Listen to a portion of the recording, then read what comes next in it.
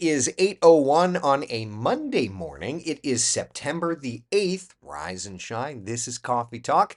We get together 7 days a week, chat about what's going on in the world of weather. Outside this morning, it's a little gray, isn't it? It's low clouds, even some fog. This is a live look in from one of our tower cams. This is up in Ocala, but the same thing is holding true no matter kind of what direction you look. Let's put up our quad box just to kind of show other tower cams all at the same time. Look around downtown Orlando in that top left corner, and you can see those clouds. Look in the tourist district. While it's not as rough at the New Smyrna Beach area or at the Kennedy Space Center, there is a lot of clouds around. All right, first let's look at our cloud ceilings, and it's pretty low up in Ocala. I mean, a 300-foot ceiling, you could almost reach up and touch it, right? 600-foot ceiling in Orlando, 900-foot ceiling in Sanford. So obviously, there's a lot of for the pilots. There's a lot of fields that are IFR. That's just the low clouds, right? Now, as far as the fog goes, let's check in and see how the visibility is going. If I could find the button. It's been a minute since we've had to use this. Visibility. There we go. All right. Here's the visibility map around town. And Ocala's down to a 4-mile visibility, whereas everybody else is good. So it's not fog that we're tracking. It's just low clouds over top of us. All right. This makes sense. We had talked about this even on Saturday night when I was doing the newscast. Saturday night, we were tracking showers and storms, and I knew even into Sunday morning there was going to be the potential of some low cloudiness. Why? Because we've got moisture in the area. Lots and lots of moisture. Where are you? Why are you not working? Satellite and radar. There we go. Okay. All right. Lots of moisture around because there's an old front that's just kind of sitting around and hanging. And I've said this before in the last couple of days, but this is a very typical late summer, early autumn pattern where this front kind of comes, hangs out over Florida, starts dying.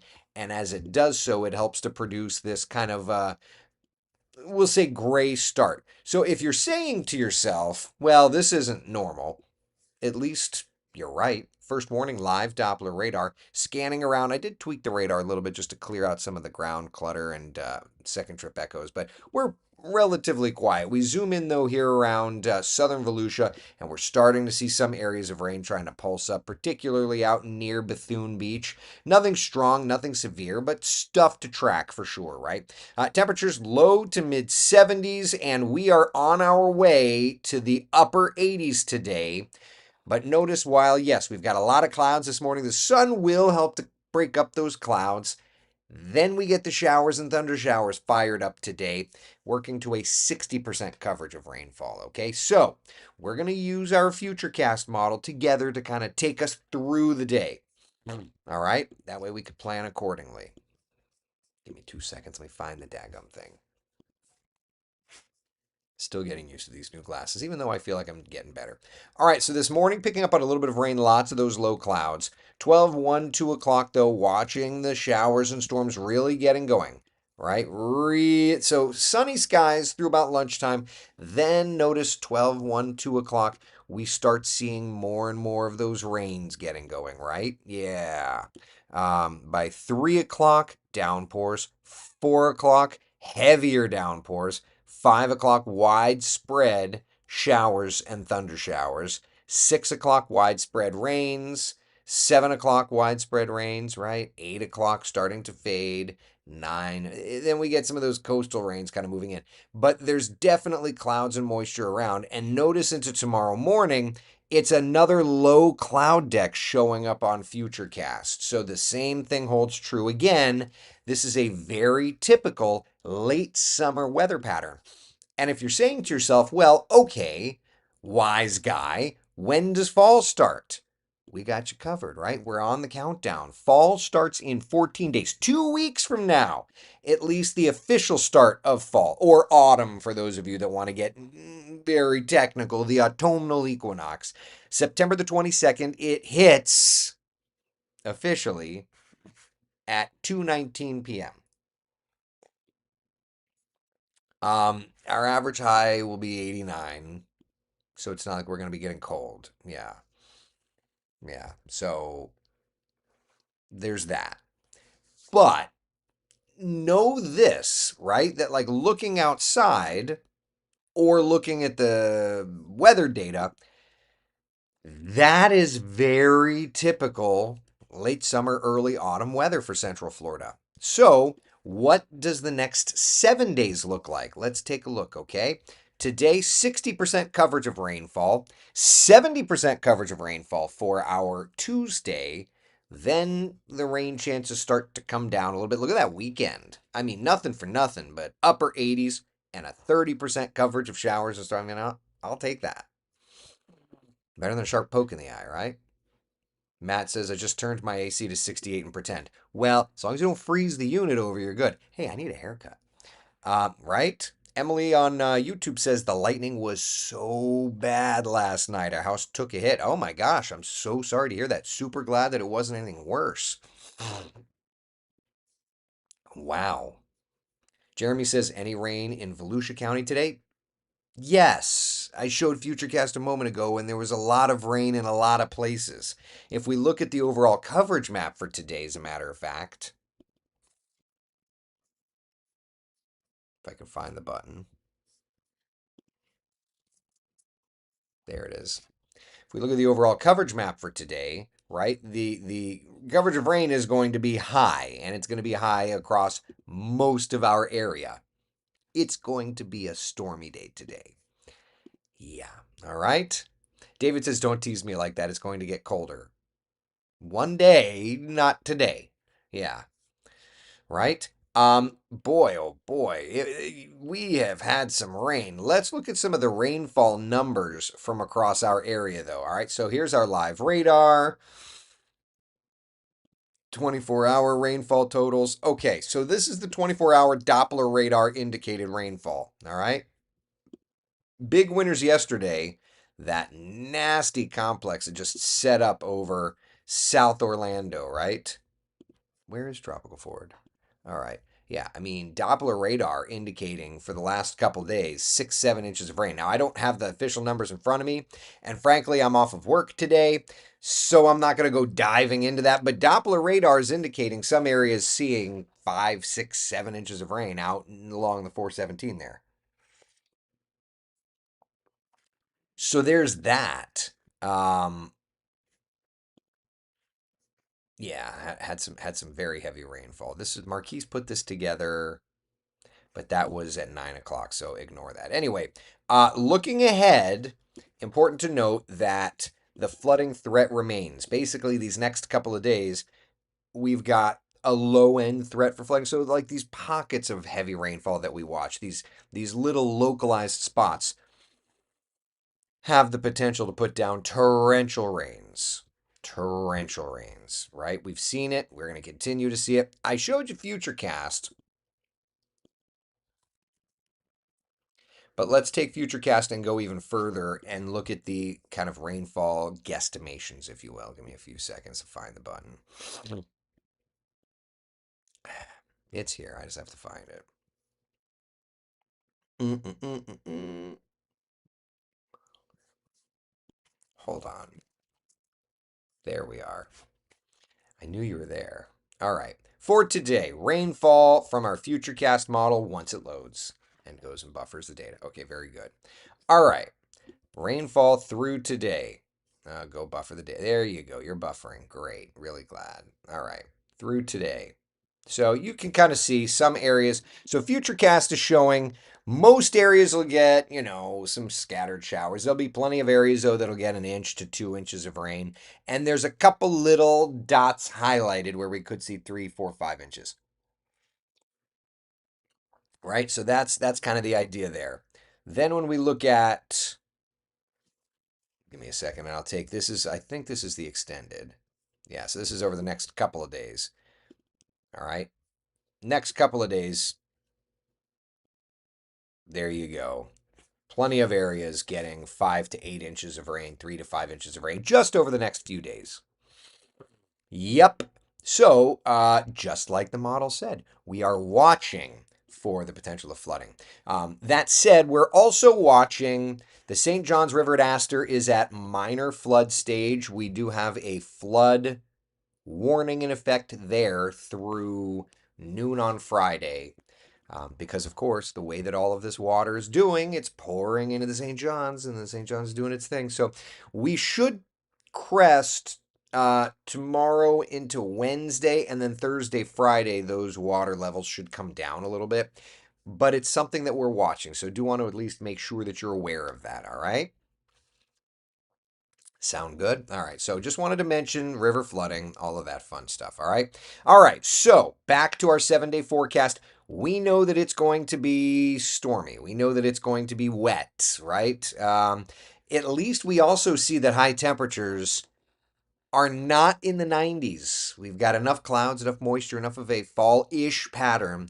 We are not tracking night. So there's that. Average high temperature peaks at 92. We're now sitting at 90. Shortly, we'll get into the upper 80s for our average high temperature. So, again, here we are in September. The official start to fall is just 2 weeks away, right? So we're getting there. But meteorological fall is here. And if you're unfamiliar, the autumnal equinox is what is 14 days away. That's the official start of fall. But when we talk meteorologics, we usually go by quarters, right? And so September, October, November, that's meteorological fall. We're there. The month's average high is 90. We're at 90 now. Shortly, we'll get into the upper 80s. And so we're starting that. But notice October's average high is 85. November's average high is 78. So we're working in the correct direction here. So for those of you that do like fall, I will say this is absolutely my favorite time of year, with one exception: when we have mornings that look like this and I want to go fly. Sanford's IFR right now at 900 feet, so not going to go fly today. I need to get that instrument rating, don't I? I'm working on it. At any rate, that's winter as well. That's just what it is. But that's the way it goes this time of year, okay? All right. Questions, comments, concerns about our local forecast, and then we can move on and talk about the tropics. Questions, questions, questions. Matt says more fall faster. I know. I know. I know. I'm ready for it. I'm ready for it. Um, Landon says a tornado in Palm Bay at 2 p.m. in the afternoon is crazy. Yeah. So we had that tornado touch down yesterday. Um, it was, what's wild? So all right, hold on. So I emailed the radar image to myself. Hold on.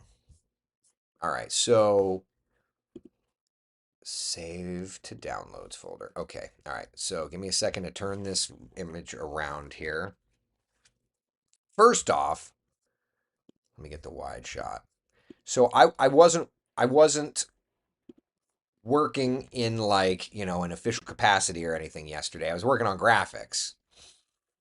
All right. But media source, browse. Let me go to downloads folder.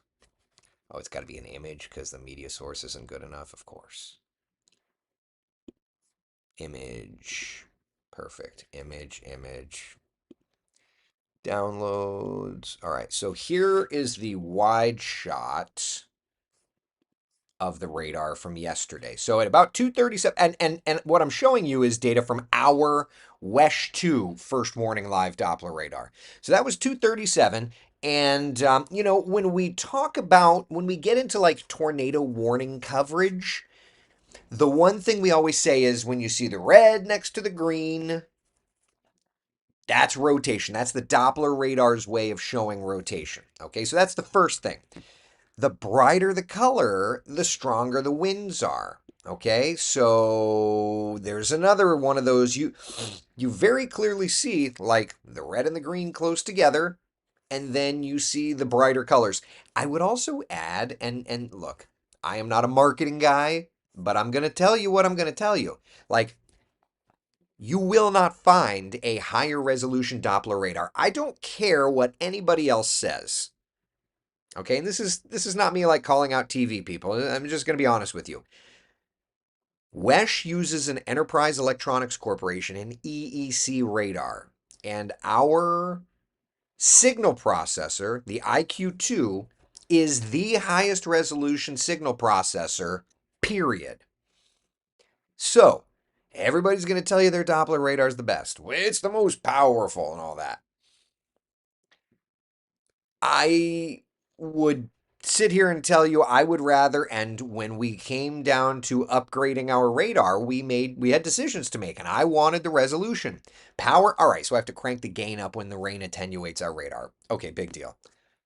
My resolution is this. Highest resolution you'll ever see on Doppler radar, except for X-band, and X-band has a slew of other issues. All right, so that's the wide shot. Look at, this is the moment that it was tornadoing. Emerson and Eroso, that's where the tornado damage occurred. Look at the gates on our Doppler radar. That's our data from our radar. You won't find anything higher resolution than that. Just period, paragraph, end of story. If you looked at any other C-band radar, if you looked at the National Weather Service radar, and I'm not knocking the Weather Service, but I'm just going to tell you. Everybody's going to tell you it's the best, and Eric is telling us his is the best. Everybody can probably make that claim in different ways. I'm telling you why I believe mine is the best. It's the resolution. No other radar will touch this resolution. It's just not possible. Period. Today, I'm sure tomorrow somebody comes out with a I'm sure somebody comes out with a better signal processor. I digress. Chris says, you did tweaking of the radar, though, to get this. I didn't. I was not monitoring this cell. This was just the radar as it was. I didn't dial into this until later, to be honest with you. So, no, this was just the radar running as it was set up. Cole says EEC IQ2 for the win. Period. EEC IQ2 for the win.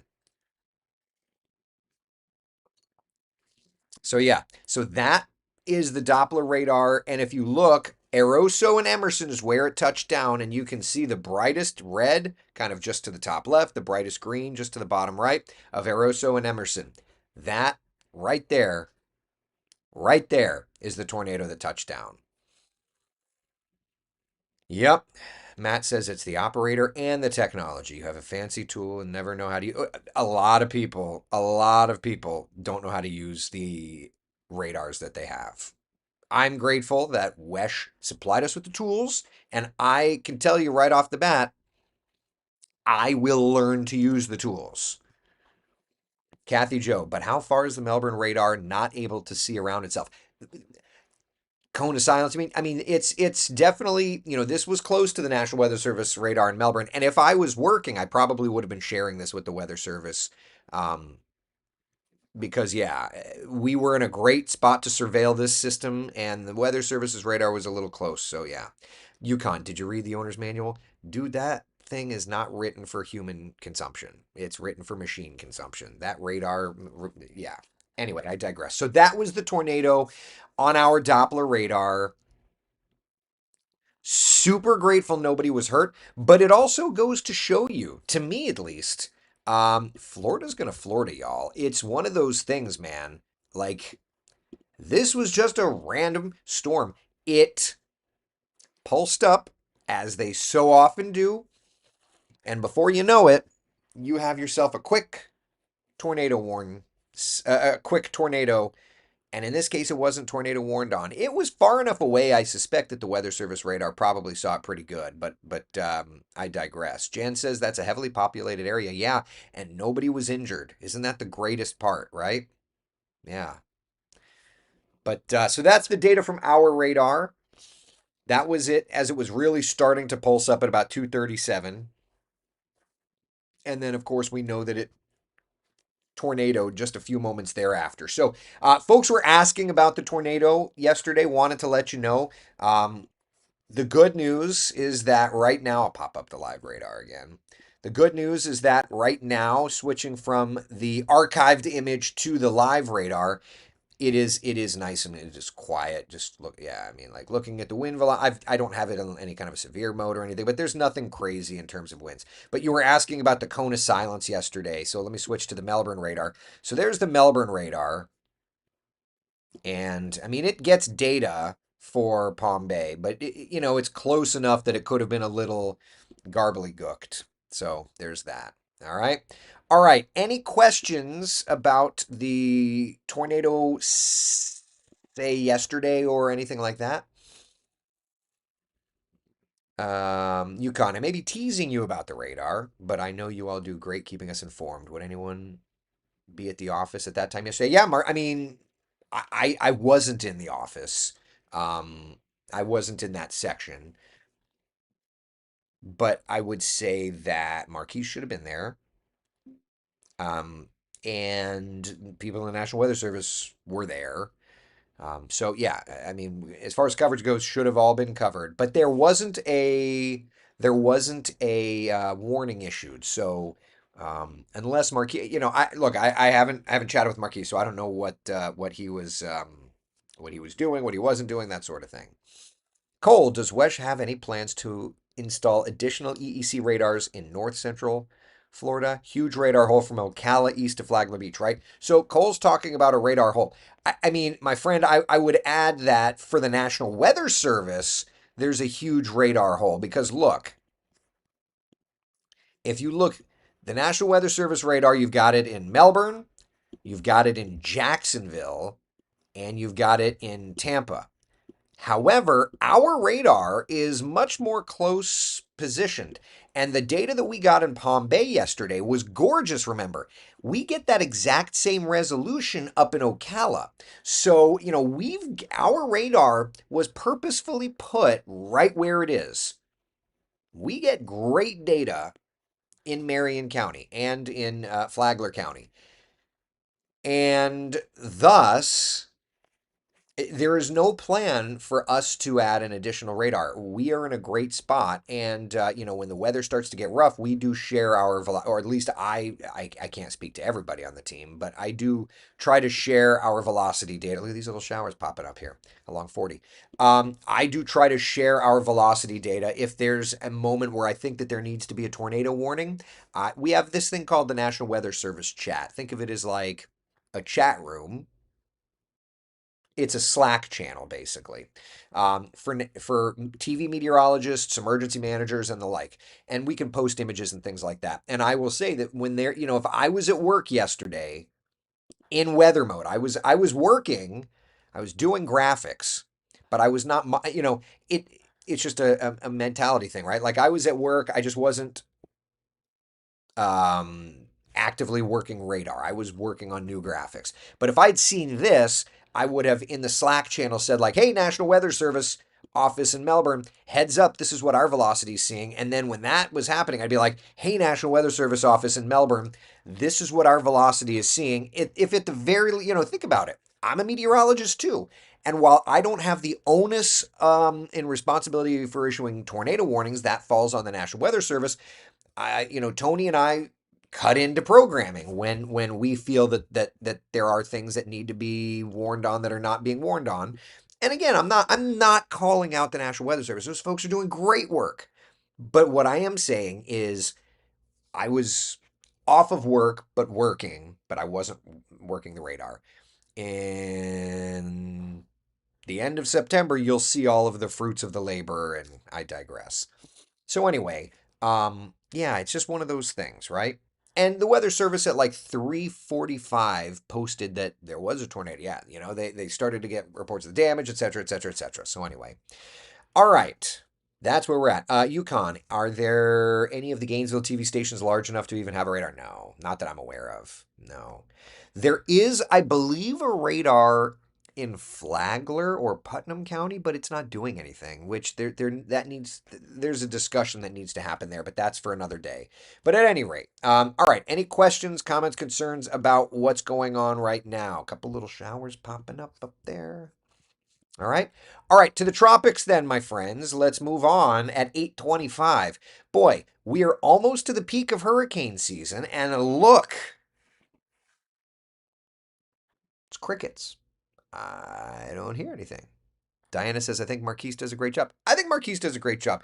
All I'm saying is I wasn't working directly with him, so I don't know if he cut in. I don't know. That's all I'm saying. Yeah, yeah. Not knocking it all. Marquise is a great colleague. Absolutely wonderful colleague. All right. To the tropics. A couple waves out there in the open Atlantic. Nothing significant. And gotta tell you, I love it. No development expected over the next 7 days' time. And I would add, we're at the peak of hurricane season here. So that's great. Let's look at the models, see what they're saying, right? All right, we'll go out to the basin view. You go volta smear, pressure, normalized anomaly. All right, American GFS showing an area of low pressure that's kind of bringing us this crummy-ish weather, perhaps getting going a little bit out in the Gulf, right? This is watch through today, tomorrow. Nothing strong, but doing a little area of low pressure thing. All right, back to the basin. Northeast United States, maybe a little something off the coast of the Outer Banks there. Okay, and then into the Gulf. What are you doing out there? So this is the 17th, 18th, 19th. All right, 19th, 20th. Little something there. And then look at that toward the end of the run. Another little something out east. So the GFS is starting to show some stuff. Let's look at the European. Something in the Gulf. Weak. Broad, low pressure.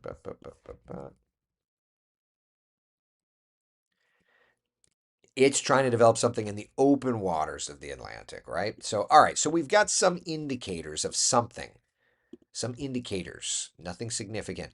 Let me add, though, just look at last year, and Marquise compiled this and some great information here. Last year, September got very, very active. Got very, very active, right?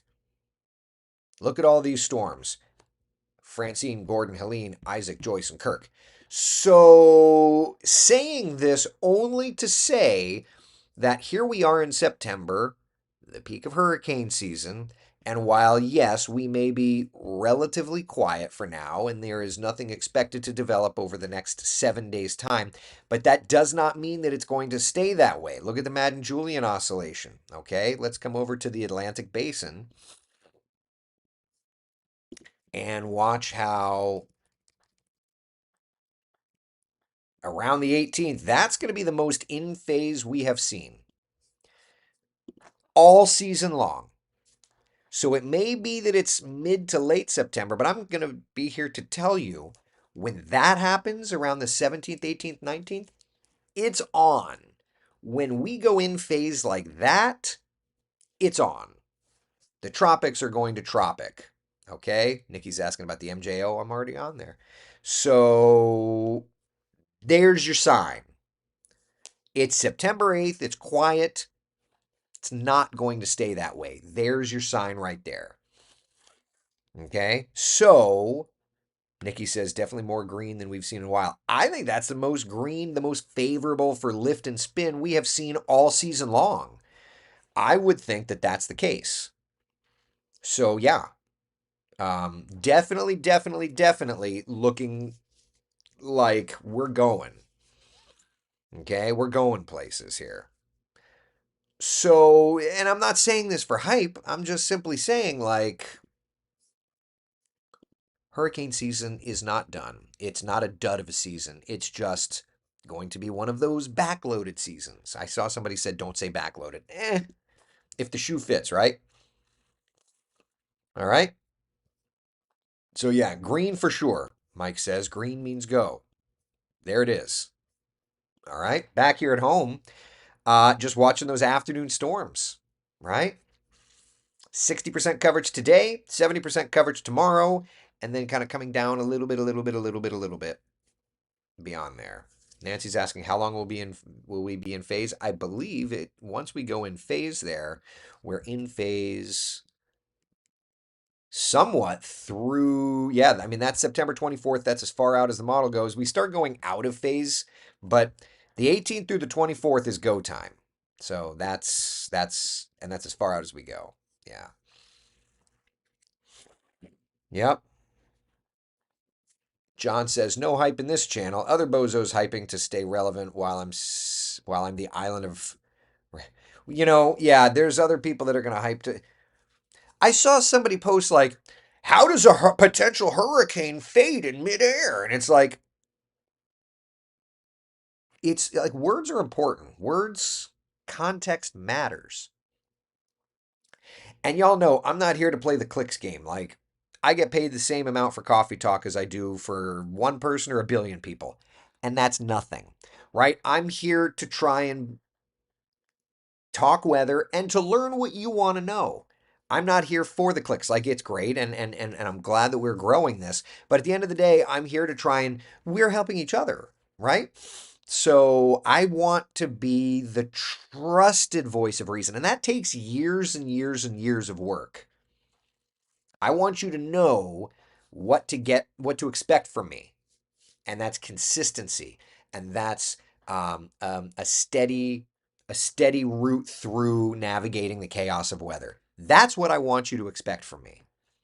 Not the, hypey, headliney, like potential hurricane is forming and shut up. And in the world we live in today, that's just what you've got on social media in a lot of places. So anyway, soapbox done. All right. Jamie Lopez says on YouTube, it only takes one to be a problem. That's right. One hurricane to hit you. Takes one, right?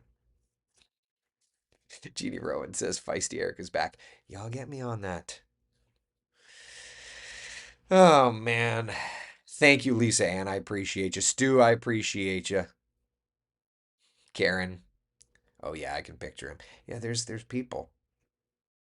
And then you know what I love too is like those are the same people that like when a day later they're like, trust me for the no hype. And it's just like, okay, you said yesterday a hurricane is forming. Okay, anyway. All right. Questions, comments, concerns about our local forecast or the tropics? Questions, comments, concerns. Anything at all? Isabel Sadlow. I love Coffee Talk. Most scientific analysis. Thank you. Hey, I try to be like scientific-y, but also like a little nerdy and also like just hanging out. We're just hanging out drinking coffee. Although my coffee's getting cold, so Terry says, I have learned so much from you. My friends always say, what's the weather going to do, Terry? I love that. Thank you, Karen Alice. I appreciate you. Lisa says, be the sunshine, even though there may be clouds. We just navigate through the clouds together. That's all. That's what we're doing. Also, I'm wearing today, and if you can, I'm wearing the Ron John shirt. I paid full price for this, so I'm not doing this for a sponsorship. But if you didn't hear the news over the weekend, the founder of Ron John passed away. So a little homage to someone who did great for the economy over in Brevard County and up in Jersey where it was started. But I digress. The ghosted woman on YouTube. Sometimes I think you anger yourself by pretending to hype. Yeah. Yeah. Looks like cold front coming. Any break in the heat on the way? I mean, I spy with my little eye highs in the 80s only. So, Tim, at least there's a little something like that on Facebook. Yeah. All right. Any other questions, comments, concerns, my friends? Doesn't look too bad. I kind of like this forecast. Yeah, there's showers, there's storms, there's a bunch of clouds. Hopefully, it'll go VFR enough for me to be able to go. I want to fly and see my buddy Corey for lunch. Wouldn't mind that. Kara, can I email Wesh2 to request a meteorologist come speak at our school? You can. Shoot me an email and I can forward it to the powers that be. Yeah. Yep. Jamie Lopez, happy highs all around. Yeah, with 80s, I'll take those happy highs. Yep. We're going to start a but I digress drinking game. How many drinking games? As long as we're drinking coffee, I can't. I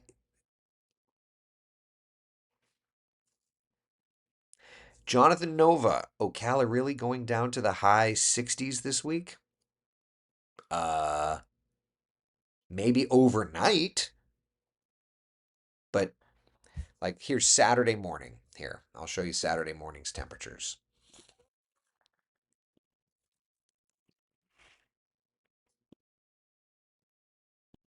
Here's this upcoming Saturday morning. All right. But that's the morning. That's not the afternoon. The afternoon gets back up there. But yeah, I mean, I've seen highs in the 60s several times already the last couple of weeks. So again, we're kind of tiptoeing into fall little by little. That's still very comfortable. But yes. So to answer your question, yes, upper 60s for lows in Ocala, not for highs. We've done it a few times. So yeah. Yep. All right. Sound good? All right, listen. Roxanne says this hurricane season is a big fat bust. Roxanne, you don't have to turn on the red light. Roxanne. See what I did there? All right. Ah, be the sunshine in someone else's day. Thank you for hanging out for coffee talk. Clouds lift. I want to go fly. See y'all later.